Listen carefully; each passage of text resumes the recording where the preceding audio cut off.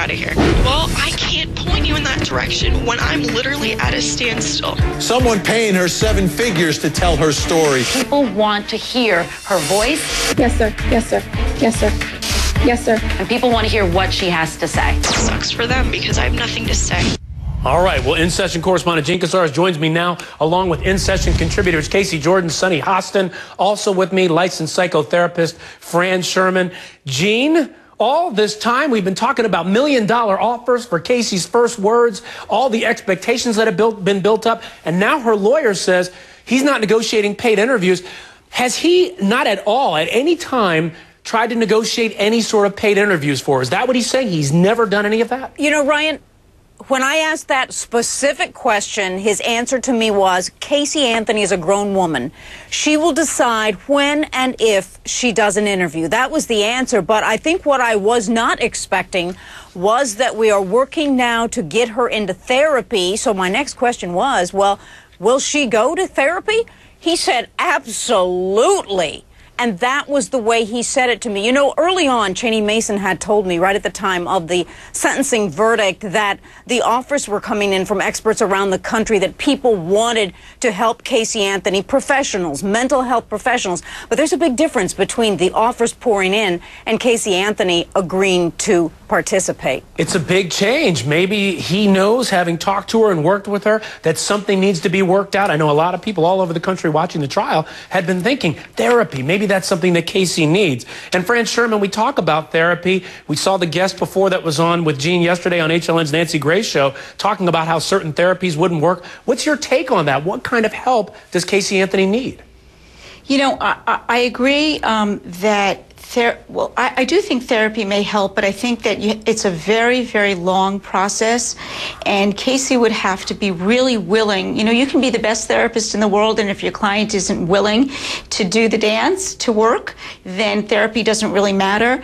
I think that I agree with what the other therapist said, that cognitive behavioral therapy would be an appropriate start. And what that really means is it means changing the way you think so that your actions become different, learning new coping skills, learning new ways to deal with society, learning new ways to deal with anxiety, anything at all. But again, it's changing the way you think, and that changes the way you behave as well. As well, she can really use some individual, really psychodynamic therapy, but again, she'd have to be a very, very willing participant. And it's hard work, it really is. Yeah, she's got to be able to put in that work. Her attorney now saying that she needs therapy, she's going to seek it. But Sunny Hostin, I want to take it back to this issue about the paid interviews. And here's why I think a lot of people are having trouble believing what defense attorney Jose Baez is saying. At one point, there was a man, his name is Al Taylor, and he stepped up. He had a relation to the Jerry Springer show. He stepped up with $1 million offer. He said that he was in talks with Jose Baez for that $1 million interview. Jose Baez then came on and said, no, I'm not talking to this guy. But then there were the trips to New York, all the interactions. What does it sound like to you? Because he's saying he's not negotiating these interviews, but at the same time, some of the words that we've seen, some of the things that other people have said, lends itself for people to believe that maybe there were some negotiations going on.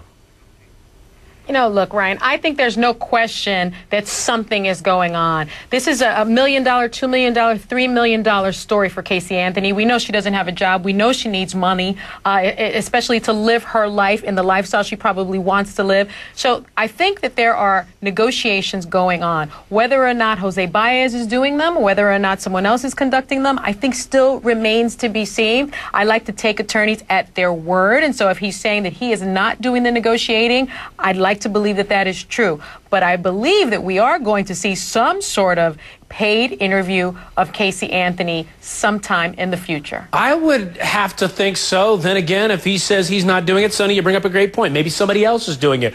But Casey Jordan, if she decides not to do a paid interview, does that help her with the public? Does the public then look at her and say, oh, this is a person who really wants to tell their story, isn't really interested in the money of it all?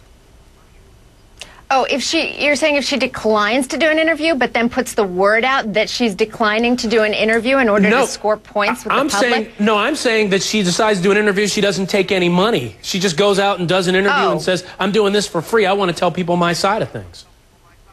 That's too much of a hypothetical for me to even entertain that as a thought, because Casey will be all about the money. I just don't believe she would ever do one for free. And when Jose Baez says that he's not negotiating, I think he's splitting hairs with regard to his wording. He, I have no doubt, is in the room when any offer is being made. He just is declining to act as her official agent. He's not negotiating it. But I think he is absolutely advising her. And I worry that this concern over she's not going to do anything soon, she's going to seek therapy, I truly hope that she's telling the truth, but you know, the truth and Casey Anthony haven't always been friends. So I don't want the public to be manipulated by that claim. Again, for therapy to work, she has to want to change, and she has to be honest for it to work, and honesty is the one thing that is really hard for Casey Anthony. So the fact that we're even talking about this bothers me. If she really was devoted to getting better, she wouldn't be going to any meetings about any interviews anytime soon. Well, Gene, when Jose Baez offered these comments to you, I know you tracked him down and you talked to him. Was he trying to put this out there in the public, or was he simply trying to answer questions about what's been coming up in the public? It sort of just came out. It was not the focus of his talking. But here's one thing he said that I'm really perplexed by. This Al Taylor that came out on HLN, Dr. Drew show, and with so much specificity, talked about meeting Casey and what she said to him, on and on. Jose said, I don't know the guy. I never met the guy. And Casey doesn't know who he is. So what does that mean right there? Is Al Taylor someone that is overtly lying and coming out of the woodwork saying things that are completely false? I don't know. But I do know what Jose said last night. All right, and I recall earlier, maybe last week, he talked about taking a dignified approach if he was to do interviews. Now the word is he's not negotiating any of those interviews. The story, the plot thickens when you talk about Casey Anthony and what's coming up next for her. Now, coming up on this show, folks, more on Casey Anthony's possible future, plus why George and Cindy Anthony are reaching out to some top country music stars. Now, let's go back to Casey Anthony. She's being released from jail. She's reportedly asking for more taxpayer money. Now, she plans to appeal those 4 felony convictions for lying to investigators, and she will most likely keep the same lawyers for that appeal. And now several news outlets are reporting that she's asking for taxpayers to foot the bill for her additional legal expenses as they did for her original trial. Now, we still don't know the final amount of Casey's trial costs. But here's a look at the tab for the defense that we know so far. The Justice Administrative Commission, that's the group that's paying these expenses, has paid out a little more than $100,000. Another $25,000 hasn't been paid because those bills are still being audited, but almost $12,000 in charges were rejected, either because they were duplicate invoices or they were non-billable expenses. So then what's the total?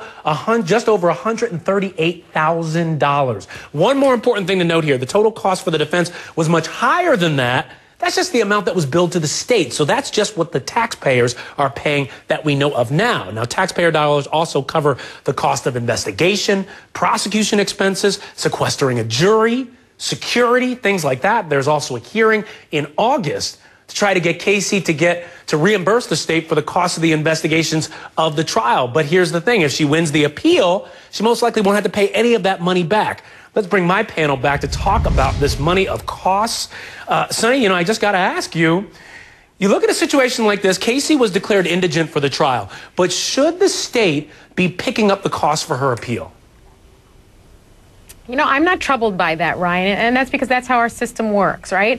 And so the fact that she's indigent and she's allowed an appeal and she has decided to go forward with an appeal, we don't know on what grounds because we've only seen the notice of appeal, I think it's something that is done every day, and we feel probably uncomfortable because it's Casey Anthony, because so many people are uncomfortable with the verdict. But it really is sort of business as usual in the court system. Yeah, but Sonny, every day it doesn't cost hundreds of thousands of dollars, though. Every day it's not costing states hundreds of thousands of dollars to pay these expenses. Well, actually, in high-profile cases and even in lower-profile cases, it is expensive to try cases. I mean, that's the bottom line. The largest fee here certainly was having this jury sequestered. But again, notwithstanding that, this is our legal system. And so I'm comfortable with the fact that an indigent person is entitled to be represented, not only at trial, but also on appeal. Okay, Casey Jordan, do you think if they do pay for her appeal and that doesn't go well, do you think the state will then go after her for those expenses as well? The state probably will, because her filing an appeal on charges on which she's already served time seems extremely tactical. It is, in many people's observations, really just a tactic so that she can take the fifth if that civil suit gets her to sit down for a deposition. She wants to say, I can't answer those questions because I have a criminal case on appeal and I can't incriminate myself about all those alleged lies that you're saying I told. So I think there's a bunch of reasons that she's filing an appeal. Remember, she's been released. She served the time for those charges. So there's no real good reason to do it unless she is trying to, again, work the system to her favor. And I'm going to agree with Sunny. She has the right to do that, but I think the public out there is acutely aware that if she had just told the truth in the first place, or at least delivered that story about little Kaylee drowning in the first place, well, the state and the county wouldn't have had to put out $500,000 for a fruitless search, and there wouldn't have had to be a trial. There could have been a plea negotiation and everything else.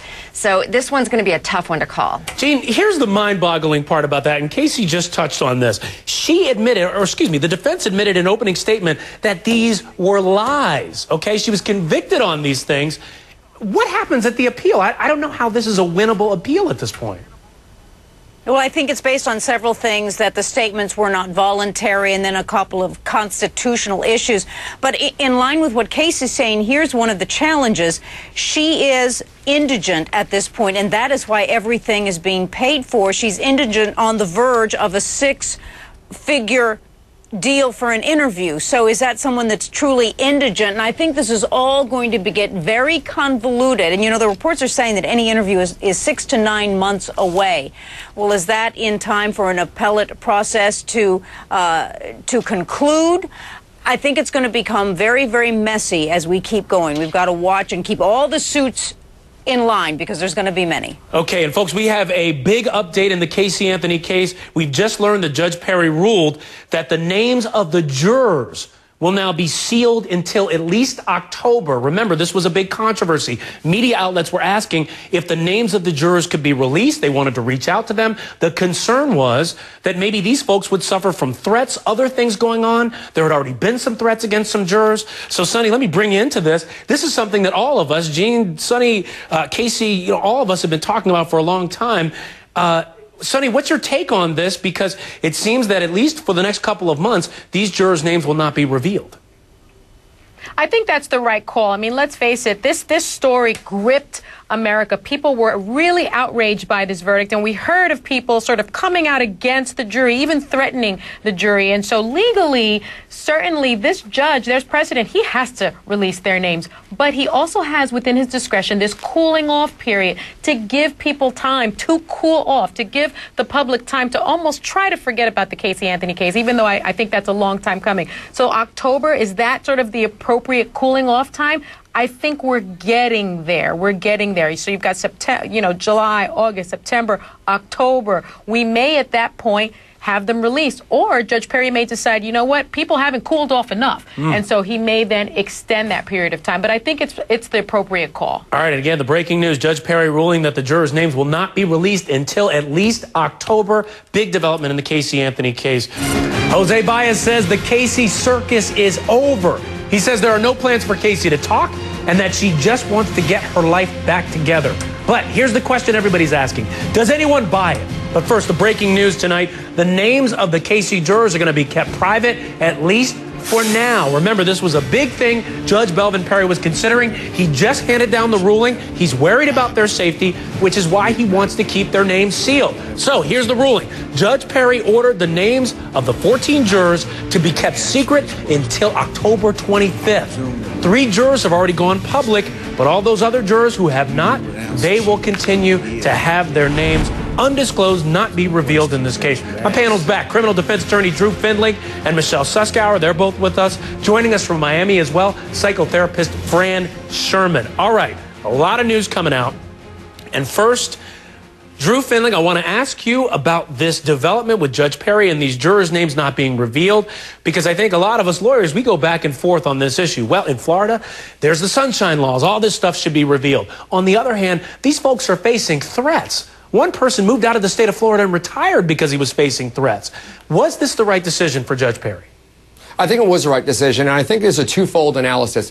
One that you hit on already, and it's the issue of the balance of their privacy and the concern of threats against them versus the sunshine. And I think you resolve that by saying, hey, we're going to allow a cool-off period. We're going to allow calm people to become calmer people over the course of the next couple of months. But I think there's also something that's very important here for everybody to remember, and that is this case is over. This is not a conviction where there's an appeal and where there's post-trial interview of jurors to see whether or not there was any issues of concern while the jury was deliberating, were they investigating on their own, any of the issues that become appellate issues. This case is over. Therefore, there's no need for anybody, prosecution, defense, media, to talk to these jurors. Let everybody cool off, let them have their privacy, and get back to their lives safely. And here's the thing. I always thought about this particular issue. If you release those juror names, the next time a big trial comes up, and by the way, this happens more often than not in Florida. So in Florida, a lot of jurors' names can be revealed. Michelle, maybe you could speak to this a little bit, but this happens more often than not in Florida. But if you release those names, I wonder if people then walk into jury selection and start saying, how can I get out of this? I don't want to be at risk. Well, I think people are going to be doing that anyway, especially on high-profile cases, although you're not going to find this level of high-profile case, at least in the near future, that I know about, at least in Florida and even nationally. But people are concerned because these 12 folks, plus the alternates, gave up so much of their time, so much of their privacy, their contact with the outside world, their family, to do this for basically nothing. And now to have themselves at risk, there really is no good reason for anyone to contact them. Nothing would be positive. Every one of them was given a press pack at the end of the trial and said, look, here's all the information. Here's all the contact information. If you want to go ahead and contact the media and set up your interviews, you go right ahead and do that. If not, your privacy is your own. And some of the jurors, I think 3 you said, took advantage of that, and the rest want to be left alone. They did their civic duty, and they want to be left alone. And certainly they have a right to be. Yeah, well, I look at this, I think it was the right move. I know there are rules. I know in Florida sometimes, even for mob trials, juror names are released to the public. But in a situation like this, I don't think they banked on that. Now, Fran Sherman, I want to talk about another aspect of what Jose Baez told HLN's Gene Casares. He talked about Casey seeking therapy, and I just want to read part of his statement. Gene asked Jose Baez some questions, and he talks about whether or not he wants to give this interview, and he says she wants to give this interview. He says, I don't know. She's her own person. If she wants to give an interview in the future, she will. Right now, she just wants to start to rebuild her life. Fran, talk to us about rebuilding her life. I know there was talk about her exploring therapy. What kind of therapy or treatment do you think that she needs, looking at her from the outside looking in? You know, I think that the most important thing for her would really be to be committed to doing therapy and making changes in her life, because if you're not truly committed to changing in therapy and engaging in the therapeutic process, you can be the best therapist in the world and it doesn't work. Casey has to change everything about herself, the way she engages with people, her family relationships. One of the therapeutic interventions that really might begin to help is a cognitive behavioral therapy approach, which is working on changing the way we think, and the way we think changes the way we act. So that's one approach that I think that I use all the time with clients, and it's a really very, very good approach. But as well, Casey needs to explore, again, if she's ready and if she's really committed, because again, we've heard Casey say over and over things that aren't true. So she might be saying that because that's what she thinks the public wants to hear. We don't really know if it's true or not, but she would need long-term ongoing therapy to work through many of the personality issues that it appears that she has. And you make the good point. And you make the good point. If she's ready, if she's willing, those have to be there in order for her to want and get that help that's being effective there. All right. Thank you so much, Drew, Michelle, Fran. Really appreciate it.